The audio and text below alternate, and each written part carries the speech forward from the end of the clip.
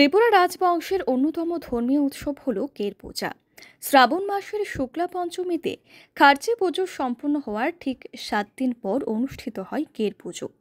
আজ রাজ্যে অনুষ্ঠিত হচ্ছে ঐতিহ্যবাহী কের পুজো।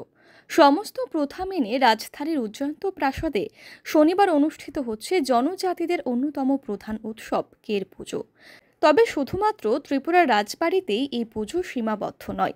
ত্রিপুরা রাজবাড়ি তথা উজ্জয়ন্ত প্রাসাদের পাশাপাশি উপজাতির সাধারণ মানুষ ফসল রোপণের পর গ্রামে গ্রামে সামাজিকভাবে এই পুজো করে থাকেন। এখানে কের পুজো হবে, তাই আজকে এখন সেই পুজো শুরু হবে।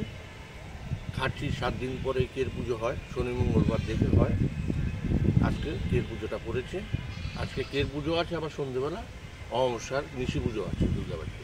মূলত কের পুজোটা কি কারণে হয়? জগৎবাসী ত্রিপুরাবাসীর মঙ্গলার্থে মহারাজ এই পুজোটা শুরু করেছিলেন। কত বছর আগে এই পুজোর? এটা সঠিক বছর বলা যাবে না, রাজ আমল থেকে চলে আসছে, যুগ যুগ ধরে এই পুজোটা চলে আসছে। ভগবানের কাছে কি প্রার্থনা করা হয়? ভগবানের প্রার্থনা যাতে সুখ শান্তি থাকে, জন্য তো পুজোটা করা হচ্ছে। এখানে নিয়মটা কি রয়েছে? এখানে নিয়ম হলো, কালকে রাত্রে 10টায় লেগেছে কের, আজকে সারাদিন থাকবে, কালকে ভোর 5টায় কের সমাপ্ত হবে।